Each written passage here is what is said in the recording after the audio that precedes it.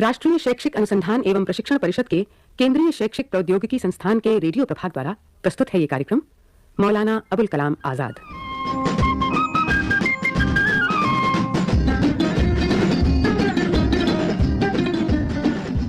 1909 की बात है।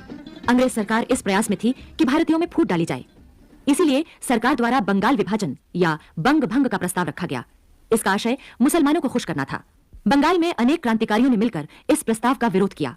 उनमें से एक थे मौलाना अबुल कलाम आजाद। अंग्रेजों के इस चाल को हम कामयाब नहीं होने देंगे। कलकत्ता तो जैसे क्रांतिकारियों का केंद्र बन गया है। आखिर यहाँ का हर देशवासी क्रांतिकारी जो बनता जा रहा है। अरे देखो, श्याम सुंदर चक्रवर्ती जी इधर आ रहे हैं। अरे हाँ भैया, लेकिन उनके साथ पता नहीं है दूसरा व्यक्ति कौन है। साथियों, अरे सुनो, चक्रवर्ती बाबू कुछ कहना चाह रहे हैं। साथियों देखो, मेरे साथ जो नौजवान आए हैं ये हमारे दल में शामिल होना चाहते हैं।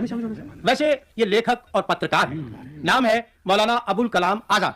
मगर है तो मुसलमान। हाँ, और हमारे क्रांतिकारी साथी तो हिंदू हैं।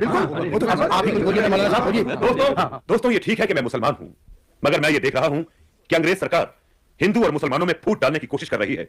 यदि हम एक नहीं होंगे तो अंग्रेजों का उत्साह और बढ़ेगा। लेकिन मौलाना अबुल साहब, पहले हमें अपना परिचय तो दीजिए। दोस्तों, कई साल पूर्व मेरे माता पिता मक्का की तीर्थ यात्रा पर गए थे, लेकिन वो कई साल तक नहीं लौटे। वहीं 1888 में मेरा जन्म हुआ। मेरी आरंभिक शिक्षा भी मक्का में ही हुई। भारत में तो हम कुछ साल पहले ही आए हैं। लेकिन आप हमारी क्रांति में किस प्रकार साथ देंगे? दोस्तों, मैं पत्रकार हूं, चाहता हूं इसी माध्यम से लोगों में एकता बनाए रखते हुए क्रांति की शुरुआत करूं। ठीक है। और इसी विचारधारा के साथ उन्होंने 1912 में उर्दू साप्ताहिक अल हिलाल का प्रकाशन शुरू किया।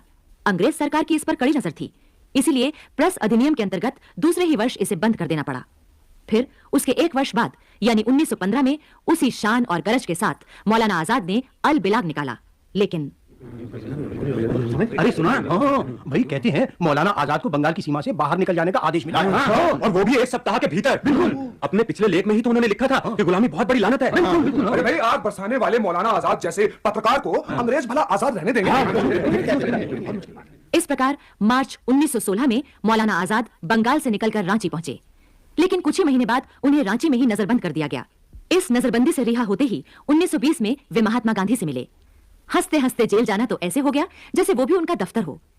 ऐसी ही एक गिरफ्तारी असहयोग आंदोलन के सिलसिले में 1921 में हुई। इंकलाब जिंदाबाद! इंकलाब जिंदाबाद! इंकलाब जिंदाबाद! इंकलाब जिंदाबाद!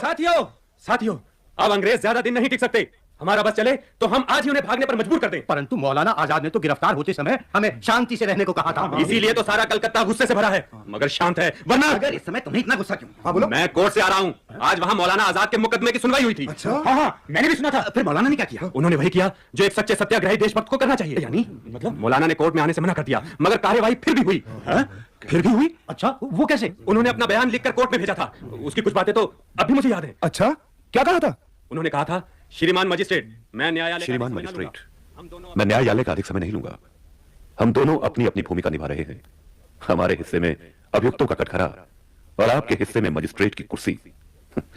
हमें जल्दी जल्दी यहां आने दो और तुम भी जल्दी जल्दी फैसले लिखते रहो। जल्दी आने दो और तुम भी जल्दी जल्दी फैसले लिखते रहो। वाह, किसी सत्याग्रही का इससे अधिक सच्चा और स्पष्ट बयान और क्या होगा? मगर इसके बावजूद मौलाना आजाद को 1 वर्ष के कठोर कारावास का दंड सुनाया गया। जेल से रिहाई के बाद मौलाना ने देखा एकता भंग हो चुकी है। बड़े बड़े नेता चिंतित हैं। तभी सितंबर 1923 में दिल्ली में कांग्रेस का एक विशेष अधिवेशन हुआ। पुराने और अनुभवी नेताओं को छोड़कर मौलाना आजाद को इसका अध्यक्ष बनाया गया। इस समय उनकी उम्र थी मात्र 35 वर्ष। इसके बाद 1940 में भी उन्हें राष्ट्रीय महासभा का अध्यक्ष बनाया गया। अंतरिम सरकार में मौलाना आजाद शिक्षा मंत्री बने और जब भारत गणराज्य बना तब भी वे शिक्षा मंत्री बनाए गए।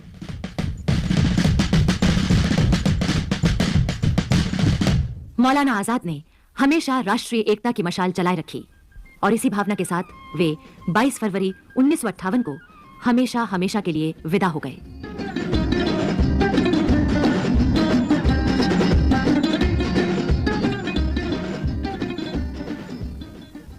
मौलाना अबुल कलाम आजाद।